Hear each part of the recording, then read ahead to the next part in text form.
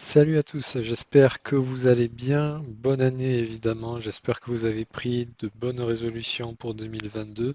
En tout cas, aujourd'hui, nous nous retrouvons pour une vidéo où nous allons analyser la récente clôture annuelle.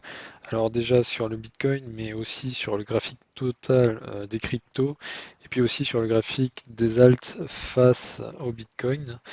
Et donc nous allons voir que c'est très intéressant, ça donne des indications très fortes. Ce genre de clôture, ce genre de graphique est évidemment très pertinent à mon sens. Alors jusqu'à présent, je suis plutôt dans le camp acheteur, puisque d'après mes analyses en hebdomadaire, on est dans une tendance haussière, puisque comme on peut le voir, on a plutôt tendance depuis quelques mois à faire des plus hauts sommets, plus hauts creux. Et là, pour le moment, nous n'avons pas fait de creux plus bas que le précédent. Donc, pour le moment, j'estime que nous sommes dans une tendance haussière. Tant que ça, c'est pas cassé, tant que grossièrement, on ne casse pas le niveau des 40 000 dollars, pour moi, nous restons dans une tendance qui est techniquement haussière, mais il y a quand même des détails à ne pas ignorer. Nous allons y revenir, mais déjà nous allons commencer par nous concentrer sur le graphique annuel, et puis nous allons descendre progressivement en trimestriel et en mensuel, et nous reviendrons rapidement sur ce graphique hebdomadaire. Voilà, donc là nous sommes sur le graphique du Bitcoin en unité de temps annuelle et en logarithmique. Alors pourquoi en logarithmique? Parce que si on se met en linéaire, on va rien voir au niveau des premières années. Donc dans ce cas de figure, le logarithmique est très pratique. Et donc là, si nous regardons, déjà ce que nous pouvons voir dans un premier temps, c'est que nous avons connu un cycle de 4 ans, donc entre 2014 et 2018, qui commence par, en 2014, une année de baisse, 3 années de hausse, finit par une année de baisse, donc en 2018. Et donc on pourrait avancer l'hypothèse que ce cycle va recommencer, donc avec pour commencer la baisse en 2018, suivie de 3 années de hausse, puis une année de baisse donc en 2022. Donc si nous prenons en compte cette hypothèse d'un cycle de 4 ans qui se termine par une année de baisse, ça nous incite à la prudence. Ce que nous pouvons maintenant essayer d'estimer, c'est la baisse potentielle que nous pourrions connaître en 2022. C'est pour cela que ici sur le graphique, j'ai mis les retracements connus entre 2013 jusqu'à 2015 et entre 2017 et 2018. Alors pourquoi ça exactement? C'est parce qu'en 2013, c'est à ce moment-là que le plus haut sommet a été atteint à ce moment-là sur le Bitcoin. Et puis ensuite, c'est en 2015 que le plus bas creux a été atteint. Donc ça nous donne un retracement de 86%. Si nous regardons ensuite, en 2017, c'est là qu'a été atteint, pour rappel, c'était vers les 20 000 dollars, c'est là qu'a été atteint le plus haut sommet à ce moment-là du Bitcoin. Puis c'est ensuite en 2018 que le plus bas creux a été atteint. Donc là, on était vraiment pas loin des 3 000 dollars. Là, pour le coup, on a un retracement de 84%. Et donc, on pourrait supposer que le plus haut sommet a bien été atteint en 2021 et que là nous partons dans un marché baissier, donc c'est pour ça que là j'ai mis un retracement qui est à peu près équivalent au précédent, d'une valeur de 80%, mais surtout je l'ai arrêté à ce niveau-là parce que j'ai trouvé très intéressant que ça atteigne ce support annuel correspondant à la clôture annuelle entre 2017 et 2018. Je pense que si nous arrivons jusque-là, et alors, là, je reconnais que c'est vraiment un retracement assez extrême. Est-ce que nous allons atteindre 80%? J'en doute un peu, sachant que la volatilité sur Bitcoin a tendance à baisser avec le temps. Cependant, vraiment, si nous arrivons, si nous revenons sur ce niveau des 14 000 dollars approximativement, là, je pense que c'est vraiment un niveau d'achat très pertinent et assez optimisé. Personnellement, je viserais peut-être dans un premier temps le niveau des 20 000 dollars pour des achats à long terme. Mais ouais, vraiment, si nous revenons sur ce niveau-là, à 80% de retracement, là, ça devient vraiment très intéressant à mon avis. Voilà, donc là, nous passons en trimestriel toujours sur le Bitcoin. Nous pouvons voir de nouveaux indicateurs sur le graphique. Donc il y a quelque temps déjà, j'avais tracé ces deux courbes en essayant de calquer un petit peu l'évolution du Bitcoin sur quelque chose qui ressemble à ça. Donc là, c'est toujours en logarithmique. Je repasserai plus tard en linéaire, mais là, on peut voir que ces tracés n'ont plus trop de sens. Ils ont vraiment du sens. Oups, tac. Ils ont vraiment du sens en logarithmique. On peut voir chose assez intéressante à mon avis, parce que lorsque j'ai tracé ces courbes-là, en particulier la rouge, et bien ici, ces chandelles-là n'existaient pas encore, mais nous sommes vraiment revenus pas loin du tout de la courbe. Nous l'avons quasiment touché, donc là, quand on était aux alentours des 60 000 $. Et nous voyons que dans ce range ici, entre les deux courbes, eh bien, nous évoluons assez proche finalement de ce niveau de résistance. Alors c'est un indicateur qu'il vaut ce qu'il vaut, c'est moi qui l'ai tracé un petit peu au pif, c'est totalement subjectif. Cela dit, je le regarde de temps en temps parce que il est plutôt efficace jusqu'à présent. Donc voilà, moi j'en tiens compte dans mon analyse. Et ce que nous pouvons voir, donc comme je disais, c'est que nous sommes proches de la résistance, donc on est sur des niveaux un petit peu dangereux. Sinon, si on regarde en termes de support et de résistance trimestrielle, actuellement nous sommes en plein dans un range. Donc là, si nous cherchons un signal fort de ce point de vue-là, eh bien, il faudra attendre soit de casser la résistance, donc clôturer en trimestriel au-dessus des 59 000 $. Et ou alors casser en dessous des 35 000 $. Mais nous essaierons de trouver des signaux qui arriveraient un peu plus tôt parce qu'évidemment entre les deux ça laisse une très grande marge, c'est presque un fois 2. Donc on va quand même essayer de trouver des signaux qui pourraient nous alerter bien plus tôt par rapport à une éventuelle reprise de la hausse ou au contraire au début du bear market, donc du marché baissier. Mais ce principe de support et résistance trimestrielle, nous le retrouvons également sur le RSI. Et justement, nous pouvons voir que nous sommes en pleine résistance là-dessus depuis plusieurs mois déjà. Pour le coup, ce serait encourageant que nous arrivions à passer durablement au-dessus. En attendant, encore une fois, c'est quelque chose qui incite à la prudence. Puisque ça reste une résistance, elle n'est pas encore brisée et elle pourrait très bien nous renvoyer vers le bas et donc vers ce support trimestriel qui laisserait potentiellement une grosse baisse se matérialiser sur le Bitcoin. Et donc là, pour terminer avec le Bitcoin, on est cette fois-ci en échelle de temps mensuelle. Et alors on peut voir à nouveau de nouveaux indicateurs s'afficher à l'écran. Alors nous avons toujours les résistances et supports trimestriels affichés, mais nous avons également les résistances et supports mensuels ici. Donc à mon avis, vous serez d'accord avec moi pour le support mensuel ici. Par contre, pour la résistance mensuelle, peut-être que vous avez un petit peu plus de mal à comprendre pourquoi est-ce que je l'ai tracé ici. Eh bien, c'est tout simplement que le mois dernier, donc en décembre 2021, je l'avais placé comme support mensuel, puisque c'est en fait une ancienne résistance, comme on peut le voir, qui a été cassée à la hausse, et donc ça représentait à présent un support mensuel. Cependant, eh bien, nous l'avons cassé. Nous avons bel et bien clôturé en dessous en fin d'année. Et donc pour moi, ça c'est une perte de support. Et c'est pour cela que cette ancienne résistance devenue support repasse à nouveau, redevient résistance. Ça, je l'ai précisé ici, support perdu.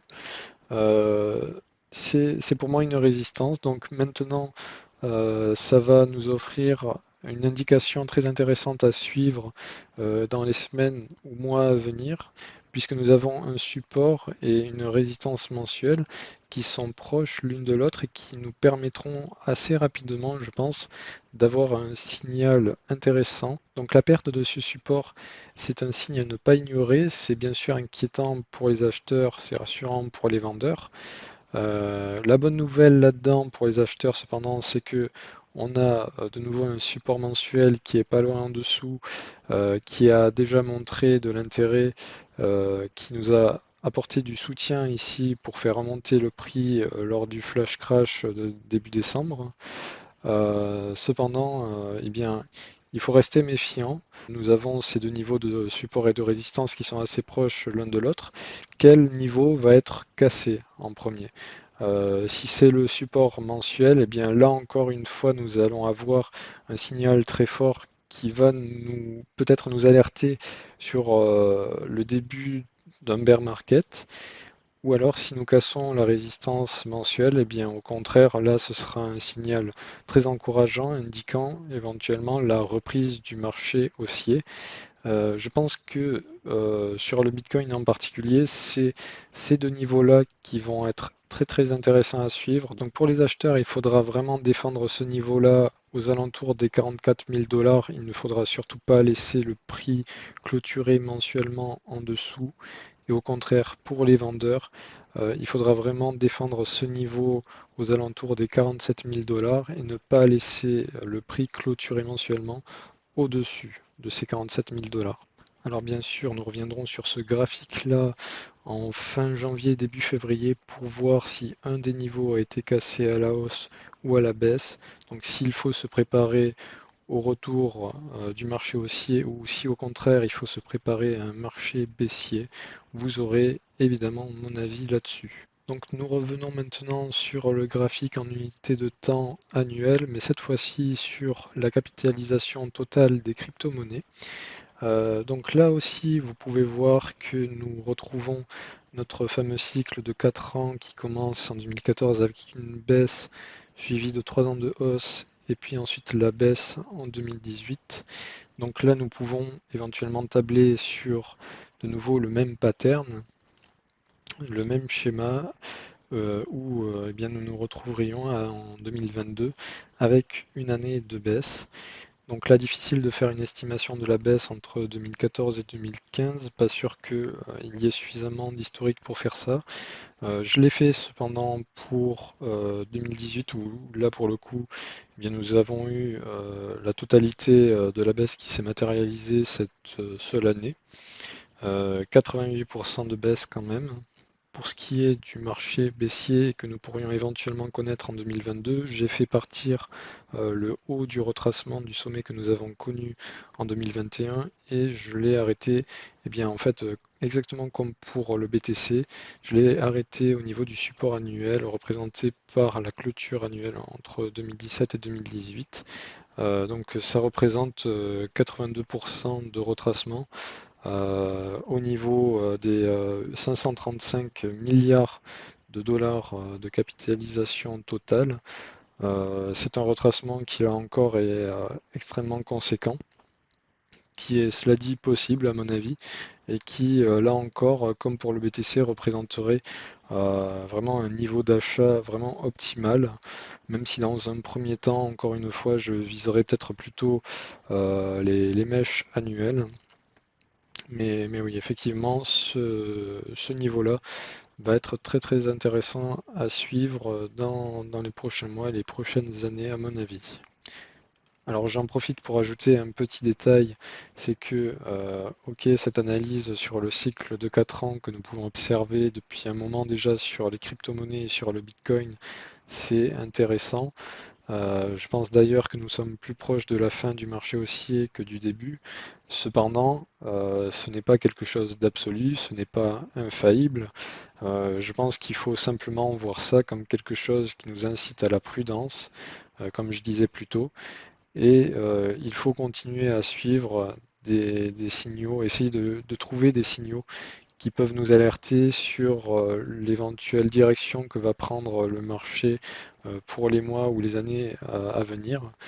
et ne pas ignorer cela en pensant que le marché va forcément continuer à prendre de la valeur. Simplement, voilà, là nous sommes arrivés à un moment où il faut être prudent et donc bien sûr nous suivrons tout ça à l'avenir. Cela étant dit, nous voilà maintenant sur le graphique en trimestriel de la capitalisation totale des cryptos. Nous pouvons voir que ce graphique est plus épuré que celui du Bitcoin en trimestriel, notamment puisque nous n'avons pas de résistance trimestrielle qui s'est matérialisée jusqu'à présent sur ce graphique. Nous avons simplement ce support trimestriel aux alentours des 1800 milliards de dollars. Ce niveau-là est très intéressant, non seulement parce qu'il est très important, mais aussi il est proche du niveau de prix actuel. Et donc nous pourrions assez rapidement avoir un signal très fort en cas de cassure par le bas, en cas de clôture en dessous de ce niveau en trimestriel, eh bien nous aurions un signal très fort pour un éventuel retour du marché baissier sur la capitalisation totale des crypto-monnaies. D'ailleurs, j'avais oublié d'afficher le RSI. Et là, pour le coup, j'ai juste tracé un support, mais qui est encore très loin des niveaux actuels. Nous sommes d'ailleurs sur des niveaux de survente, donc là encore, ça incite à la méfiance. Donc cette fois-ci en unité de temps mensuelle, eh bien, nous pouvons voir que nous sommes très proches du support mensuel qui a tenu tout juste face à la grosse baisse que nous avons connue en décembre. Donc ça confirme que c'est un niveau qui est intéressant puisqu'il a été protégé par les acheteurs. Cependant, est-ce que ça va réussir à tenir dans les prochaines semaines? Eh bien, nous suivrons ça, nous verrons ça en fin janvier, ce qu'il en est. Est-ce que nous aurons cassé ce niveau à la baisse, ce qui sera évidemment mauvais signe, ou bien est-ce que nous repartirons plutôt vers la résistance mensuelle? Ça, nous le verrons. Et donc maintenant, si nous regardons au niveau du momentum, eh bien, nous pouvons voir quelque chose comme sur le Bitcoin qui est baissier, puisque nous avons des sommets de plus en plus hauts sur le prix, mais par contre au niveau du RSI et du MACD, c'est de plus en plus bas. Donc là encore, c'est mauvais signe, il faut faire attention à ça. Et donc maintenant, nous passons sur le dernier actif, les alts contre le Bitcoin. Alors là, c'est plus difficile à analyser. Il n'y a pas vraiment de cycle qui semble se répéter jusqu'à présent. Nous avions eu euh, une année de baisse suivie de 2 années de hausse. Et puis ensuite, entre 2018 et 2020, nous avons eu 3 années de baisse. 2021 a été une année de hausse. Il n'y a pas de pattern, il n'y a pas de schéma qui semble se répéter.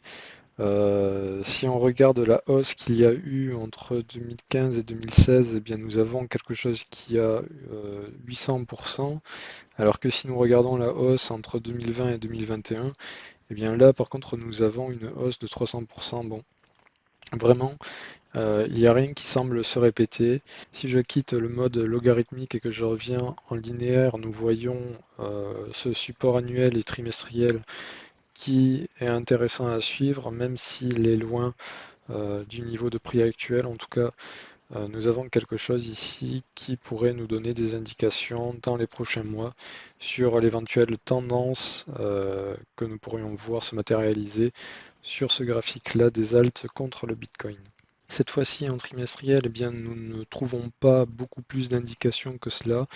Nous retrouvons évidemment notre support annuel et trimestriel.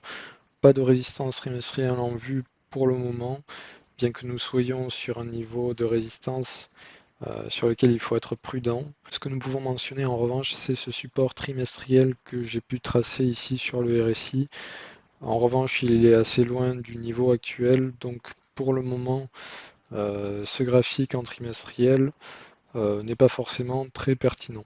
Et alors cette fois-ci, en mensuel, c'est plus intéressant à suivre puisque nous avons une divergence qui commence à apparaître sur le RSI et sur le MACD, des divergences baissières puisque les sommets sont de plus en plus bas ici, alors que sur le prix, ils sont de plus en plus hauts. Et alors sur le prix, le niveau qui va être très intéressant à suivre, ça va être ce support mensuel ici, qui est représenté au niveau de la clôture entre septembre et octobre 2021. Très intéressant puisque si nous clôturons en dessous en mensuel, et en couplant avec une poursuite de cette divergence baissière, à la fois sur le RSI et sur le MACD, nous aurons ici un signal assez fort pouvant indiquer un éventuel retour du marché baissier, mais cette fois-ci donc sur les alts contre le Bitcoin. Donc comme promis en début de vidéo, nous revenons rapidement sur le graphique hebdomadaire du Bitcoin, où comme nous l'avons vu, nous avons un support au niveau des 40 000 dollars qui nous permettrait certainement d'avoir un rebond technique si nous revenions dessus. Cependant, pour du moyen terme, ce n'est pas une bonne cible pour les acheteurs. Pourquoi ça? Eh bien parce que ça matérialiserait une figure de retournement baissière. Pourquoi ça? Eh bien parce que nous avons eu un plus haut sommet récemment et si nous revenions à ce niveau-là, nous reviendrions en fait au niveau du précédent creux. Et ça en fait c'est, comme je viens de le dire, une figure de retournement baissière. Donc imaginons que ça fasse ça. À ce moment-là, ce qu'on pourrait avoir, comme je disais, c'était euh, un rebond technique. Et là, la cible de vente, ce serait le niveau du précédent sommet, enfin pas le tout dernier, mais l'avant-dernier sommet. Donc là, à peu près au niveau des 52 000 dollars, niveau de vente qui permettrait ensuite d'avoir une réelle chute du prix. Donc ça, ce n'est pas quelque chose qui serait encourageant d'avoir quelque chose comme ça. Et je pense que globalement, même si cette clôture, je ne l'ai pas mise dans un de mes supports, je ne l'ai pas tracé dans le support, je pense que là aussi, c'est une clôture ici qu'il ne faut surtout pas perdre. En hebdomadaire, à la limite, on pourrait peut-être avoir une mèche qui dépasse de ce support ici, mais je pense vraiment que ce support, c'est vraiment la dernière chance pour conserver une tendance haussière moyen terme. Euh, Vraiment, là, si nous perdons cette clôture, ce n'est pas bon. Si nous revenons sur ce support, ce n'est pas bon. Et entre les deux, eh bien, je ne vois pas grand-chose. C'est vraiment une zone de vide. Si nous perdions cette clôture ici, nous reviendrions très certainement sur ce support. Et voilà, comme j'ai dit, ce n'est pas bon. Il ne faut pas viser ce scénario-là si on veut être haussier sur du moyen terme. Pour récapituler ce que nous avons vu aujourd'hui, je pense qu'il y a deux choses très importantes à retenir. C'est d'une part ce cycle de 4 ans que nous avons mis en avant sur la crypto et sur le Bitcoin, qui annonce 2022 comme étant une année de baisse. Mais autre chose intéressante, c'est toutes ces divergences que nous avons vues en mensuel et qui est également inquiétant. Donc ces deux facteurs mis ensemble doivent, je le répète, mais je le dis encore, tout ça doit nous inciter à la prudence. Nous devons vraiment, vraiment faire attention aux signaux que nous allons voir dans les prochaines semaines et les prochains mois. Et en particulier, je pense sur ce graphique du Bitcoin pour voir si on casse une résistance ou si nous cassons un support. Voilà, donc pour le moment, je ne recommande vraiment pas d'acheter en masse de nouvelles cryptos. Je recommande vraiment d'attendre, de voir un petit peu ce qu'il se passe et d'avoir des signaux encourageants qui annonceraient la poursuite du marché haussier, sachant que le marché ne va pas continuer indéfiniment à monter, il y aura bien un moment où ça va redescendre. Cela dit, je pense pouvoir dire sans prendre trop de risques que nous sommes bien plus proches de la fin du marché haussier que de son début, surtout si nous prenons en compte le fondamental, puisque j'observe de plus en plus de lassitude vis-à-vis des NFT. Nous avons atteint un niveau d'absurdité assez incroyable avec des JPEG qui valent des millions, c'est n'importe quoi.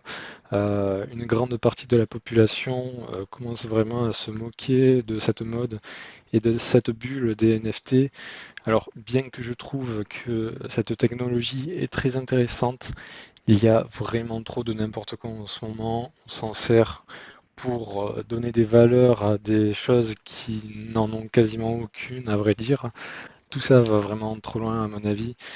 Il va falloir que ça s'arrête et quand ça va s'arrêter, eh bien, ça risque de faire beaucoup de mal à l'image des crypto-monnaies. Il risque d'y avoir beaucoup d'appréhension, beaucoup de ressentiment contre les cryptos et cela risque d'entraîner beaucoup de baisse sur la crypto.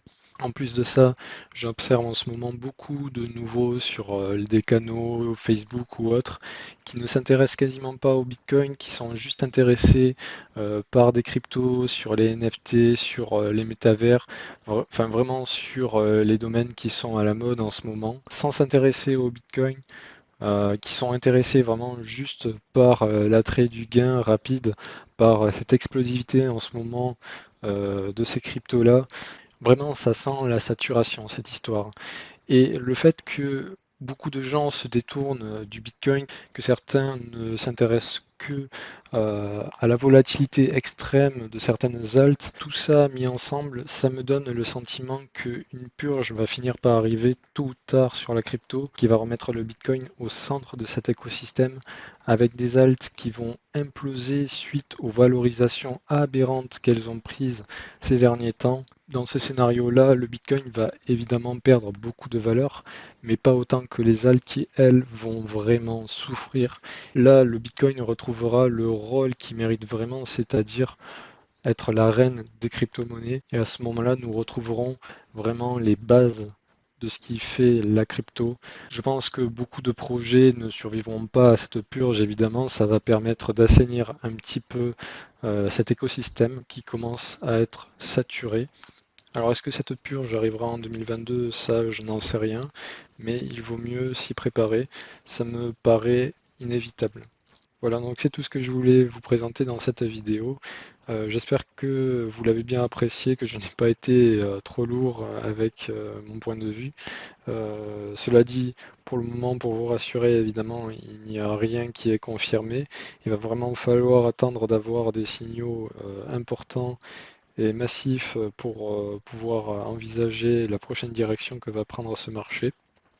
En attendant, eh bien, je suis curieux de connaître votre avis et encore une fois, eh bien, passez une très bonne année 2022 et je vous dis à très bientôt pour de nouvelles vidéos.